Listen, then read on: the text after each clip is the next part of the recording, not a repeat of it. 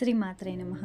విష్ణు పురాణము స్త్రీ గర్భమునందు శిశువు నివాసం ఎలా ఉంటుందో చెప్తున్నారు. అత్యంతిక ప్రళయం, ఆది భౌతికం, ఆధ్యాత్మికం, ఆది దైవికం అని 3 విధాలైన తాపాలు జంతువులను ఏడిపిస్తూ ఉంటాయి.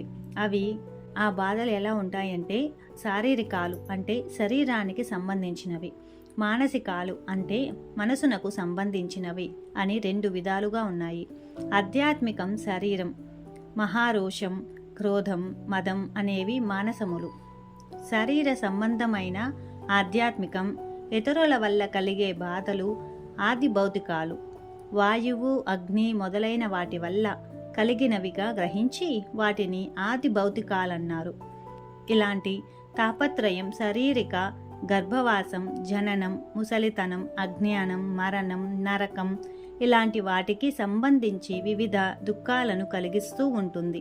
ఇటివల్ల భరించరాని దుఃఖం కలుగుతుందని చెప్పనక్కరలేదు. ఆ దుఃఖాలను గురించి చెబుతాను విను. ఒక స్త్రీ గర్భమునందు ఆది నివాసం అది ఎలా ఉంటుందో చెప్తాను ముందు. మలమధ్యను మావితో పుట్టి మిక్కిలి వంకరగా వీపు, గుండె, కంఠం కలిసి ఆ తల్లి కడుపులో అణిగి ఉంటుందా శిశువు. చేతులు, కాళ్ళు కూడగట్టుకొని ఆ శరీరాన్ని చుట్టుకొని ఉంటాయి. అరటి పువ్వుల్లాగా ముడుచుకుపోయి ముద్ద కట్టి మూత్రములో పడి ఉంటుంది. వేడి, చలవ, వగరు, చేదు, పులుపు ఇలా వివిధ రుచుల ఆహారం ఆ తల్లి ఆరగిస్తే ఆ పదార్థాల చేదు వగైరా తాను అనుభవిస్తూ బాధపడుతూ ఉంటుంది. పెరుగుతూ సమయానుసారంగా ప్రజాపతి పంపించి గాలి కొట్టగా కడుపులో తలకిందులా పడి ప్రసూతి వాయువు విసురు వల్ల బయటికి వస్తుంది.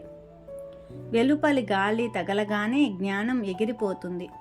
శరీరం ఇరుసులలో పెట్టి ఆడించినట్టు, రంపంతో కోసినట్టు, ముళ్ళతో గుచ్చినట్లు నొచ్చి బాధపడుతూ ఉంటుంది. ఒత్తిగిల్లి పడుకొనడానికి శక్తి లేక బాధపడవలసి వస్తుంది. ఆహారానికి, తాగడానికి ఇతరుల సహాయమే దిక్కు. ఈగలు, దోమలు కుట్టితే ఆ బాధ అనుభవించవలసిందే గాని ఆ శిశువు ఏమీ చెయ్యలేదు. క్రమక్రమంగా పెరుగుతూ ఇతరుల అదలింపులు, బెదిలింపులు అనుభవించవలసిందే. ఆది భౌతిక తాపాలకు కంది అజ్ఞానికి ఆటపట్టై తను తానెరగక మూఢ వృత్తితో బ్రతకవలసి ఉంటుంది. యవ్వనం వచ్చిన తరువాత మత్తుడై ధర్మ విరోధాలైన అర్ధకామాలకు లొంగి దురాశతో చెయ్యరాని పనులు చేస్తూ బ్రతుకు వెల్లడిస్తాడు. ముసలితనం రాగా పల్లూడి, జుట్టు పండి, దృష్టి తగ్గి, వెన్నెముక వంగి, శక్తి అంతరించి కర్ర పట్టుకొని నడవవలసి వస్తుంది. మాట్లాడడానికి శక్తి చాలక గుటకలు వేస్తూ ఉండడం, తిండి, నిద్ర తగ్గిపోవడం ఇలాంటి దురవస్థలో పడతాడు. అన్నీ అణిగిపోయిన ఆశలు మాత్రం వదలవు. చివర పడరాని రోగాలు పాలపడి కుటుంబాన్ని వదలలేని దుఃఖంతో యమభటుల చేతుల్లో పడతాడు. తను చేసిన పాప కర్మలకు నరకములో యమకింకురలచే పడరాని శిక్షలకు లోబడి ఏడుస్తాడు.